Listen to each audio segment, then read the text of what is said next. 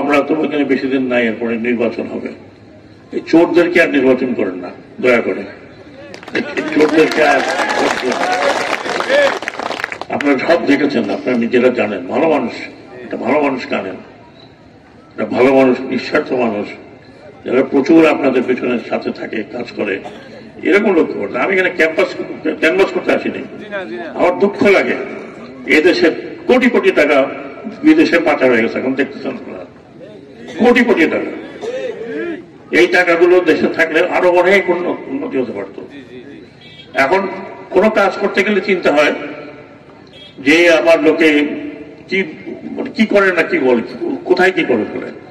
মানে আমাদের দুর্নীতি এমন জায়গায় চলে গেছে যে এটাকে আমি যদি বলি নির্মূল করবো, ইম্পসিবল, রক্তের মধ্যে মিশে গেছে। এটা অভ্যাস বলবো না, কি বলবো না, আমাদের উপরে আল্লাহ তাআলার একটা গজব, আল্লাহই জানে। হাজার হাজার কোটি টাকা নেই, 100 টাকার জিনিস 200 টাকা 300 টাকা তৈরি করে। তো এটা আপনারা নিজেরা দেখবেন, এই দ্বীপবাসী কাকে দিয়ে আপনাদের উন্নতি হবে, তাদেরকে আপনারা সামনে নিয়ে আসেন, বড় বড় কথা দিয়েন না। আমি এই জন্য আপনাদের বলছি, আমার এই কথা বলার কথা না, আমি আপনাদের এই কথা বলছি যে আমি উপদেষ্টা বটে, কিন্তু আমরা কিন্তু পলিটিক্যাল চিন্তাধারার বাইরে না। নাহলে এত সংস্কারের কথা কেন বলা হতো? কেন আমাদের কি দরকার ছিল যে এত সংস্কার কর, দিন রাতের সংস্কার পিছনে লেগে থাক?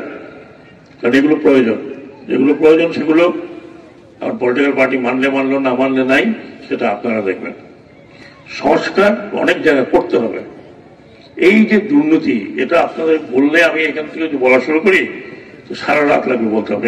আপনাদেরকে এক্সাম্পল দেই। এখন তো আপনার এখন তো সবার হাতে মোবাইল আছে, দেখেন তো কোন বিদেশে একজন, আমরা গর্বিত হতাম যে আমাদের মেম্বার পার্লামেন্ট হচ্ছে, শেষ পর্যন্ত টাকা সরতে হলো। তাহলে বুঝেন কি অবস্থা।